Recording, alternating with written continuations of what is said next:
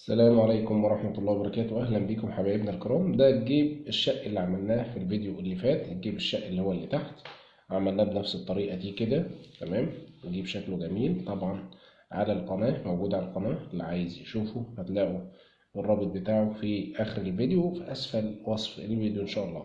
طبعا الجاكيت ده عايزين نعمل له كمان يعني جيب فيليتو كده فوق، ولو حتى يدي منظر معانا، يدي شكل حلو كده زي الجواكت اللي هي اللي ايه الموديلات الجديدة. اول حاجة انا بحدد الطول والعرض بتاع الجيب بتاعي. الطول بتاع الجيب بتاعي بيكون في ارتفاع مناسب. تمام.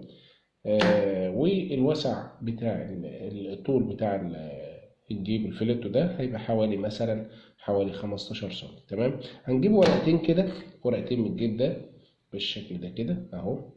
وهنا برضو دي ورقة كده اتنين. وهنجيب خيارة داخلية. طبعا لو احنا هنعمله يعني شكل كده وخلاص مش شغال، لو عايزين نشغله برضو مفيش مشكلة هنشغله. أول حاجة عندي أنا بمسك العرض بتاعي كده بتاع الفيليتو ده بنفس الشكل كده، وأحاول إن أنا أتني دي كده. بنقدم الشروحات بتاعتنا بطريقة سهلة وبسيطة أهوت اللي في متناول الجميع. الجيب التاني يكون نفس العرض،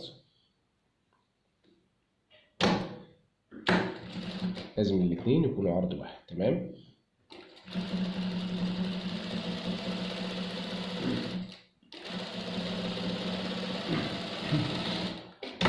بنفس الشكل كده حضرات. المرحلة اللي بعد كده بنجيب الفيليتو بتاعنا، وطبعا احنا محددين الطول زي ما قلنا ادي الاول وادي الاخر. بنحط الفيليتو كده بنفس الطريقة كده. الجيب ده بيعمل شكل جميل في منظر الجاكيت، بيبقى تلاقي شكله جميل كده. وخاصة لو عايزين تحطوا تحت سوس عادي مفيش مشكلة.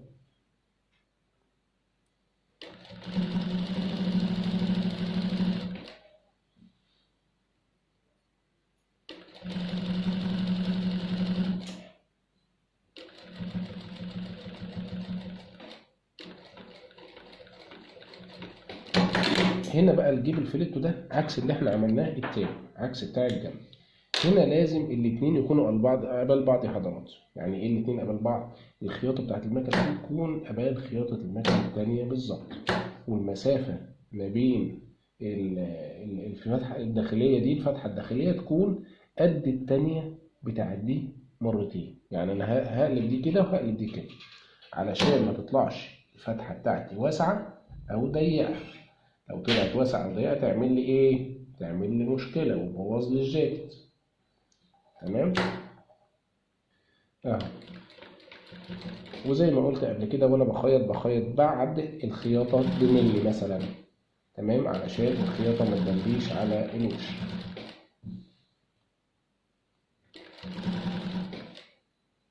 هي دي طريقة الجيب الشق العادي او طريقة جيب الفيليتو. جيب الفيليتو. هنا بقى بقول زي ما بقول لحضراتكم اهو، نفس الخياطة القديمة اهي لازم هيكون قبلها بالظبط اهو، بالراحة كده. حتى لو مش يعني متحكمين في المكنة قوي تنزلوا الابرة كده بالراحة. تمام. عند الاخر وترجعوا بالراحة، تيجي غرزة وغرزة غرزة وغرزة كده. انا خلصت المسافة او الخياطة بتاعت الجيب. هنفتح مع بعض الجيب بتاعنا. زي ما بنقول الدروس دي للمبتدئين يا جماعة تكون سهلة وبسيطة علشان الناس تستفيد واحدة واحدة كده معانا. طبعا التفتيح بالمقص التاني بيبقى أسرع وأفضل، بس أنا بعمل ده عشانكم أهوت عادي زي كده. لو معاكم وأنتم متمكنين شوية أهو. الفتحة بتاعتي بتكون على الخياطة بالظبط، قبل الخياطة بملي واحد أو أقل من ملي كمان، علشان الجيب ما يعلقش معايا. علشان الجيب وأنا بقلب كده ما يعلقش معايا أهو كده بنفس الشكل. وهنقلب مع بعض وهنشوف دلوقتي كل حاجة قدام حضراتكم. خلصنا ده كده. بنيجي بقى كده شباب بعد ما خلصنا الخياطة بتاعت الجيب بنقلبه بقى كده، نقلب الجيب بتاعنا أو الفيليتو بتاعنا ونشوف الشكل النهائي بتاعنا علشان هنعمل ايه بعد كده. كده شوفوا المسافة بتاعت الجيب أو الدنيا معانا مرتاحة وزي الفل عاملة ازاي. هنثبت بقى المنطقة دي ونثبتها من الداخل. بنعمل كده، وطبعا زي ما قلت لحضراتكم ده الفرق اللي بين الجيب ده والجيب الشق اللي هو الجانبي اللي احنا عملناه في الدرس اللي فات. تمام. ان هنا الخياطة لازم تبقى قبل بعضها بالظبط، تمام، وتبقى كاملة زي كده. اما الجيب التاني، تمام، اللي هو الجانبي اللي هو ده، طبعا لازم بتكون قبل الخياطة قبل اللي بره بشوية. تمام. بعد كده نعمل الناحية التانية بنفس الشكل كده. والجيب بتاعنا دوت لو عايزين نعمله شغال بنشغله، لو عايزين نعمله شكل جمالي بس كده في الجاكيت ده بنخليه شكل جمالي في الجاكيت اللي جوه ده، مفيش مشكلة.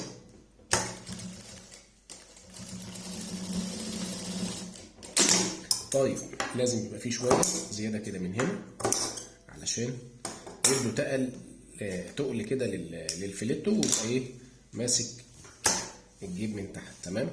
بعد كده احنا كده الجيب بتاعنا بقى تمام. هنخليه بقى نعمل ايه؟ هنحط له كمان لو عايزين نحط له ورقه كده بدون سوسته مفيش مشكله. ورقه دي اسمها ورقه داخليه او خياله. لو عايزين تحطوا سوسته زي كده برضو بنحطها مفيش مشكله، علشان ما تبقاش صعب عليكم. هنثبت زي ما حضراتكم شايفين الشروحات بتاعتنا سهله وبسيطه وتوضيحيه، واحنا ماشيين مع بعض خطوه خطوه. فيا ريت طبعا اي حد يشوف الفيديو بتاعنا يحاول يدعم القناه. الناس بتدعم القنوات يعني اللي هي بتقول اغاني ومسلسلات وحاجات زي كده، يعني ليه ما تدعموش قناه بتقدم حاجه مفيده زي كده؟ انا او غيري او اي حد بيقدم محتوى مفيد، ليه؟ حاجه عليها علامات استفهام كتير. طبعا ادي السوسته بتاعتنا ركبت، لازم اطلع الجرار ده اسمه جرار بتاع سوسته. تمام.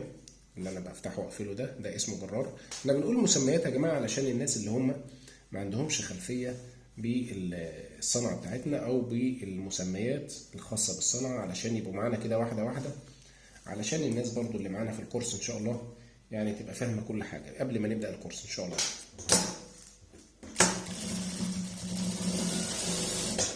بثبت من هنا وبثبت برضو من الناحيه التانيه علشان الجيب يبقى معايا تمام ومريح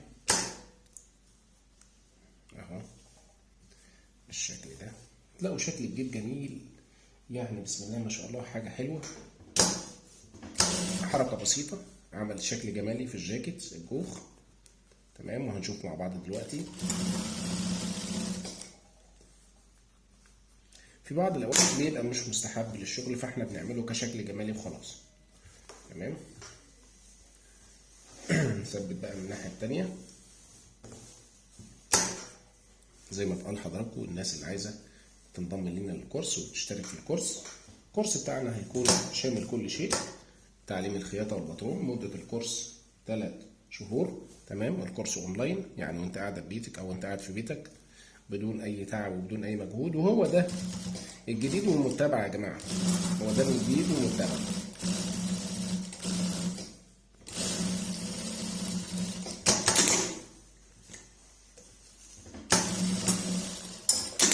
الزياده طبعا بتاعت السوسته دي كده انا مش عايزها، خلاص انا قفلت السوسته، مش هيجرى لها حاجه خالص معايا وهتبقى تمام وزي الفل.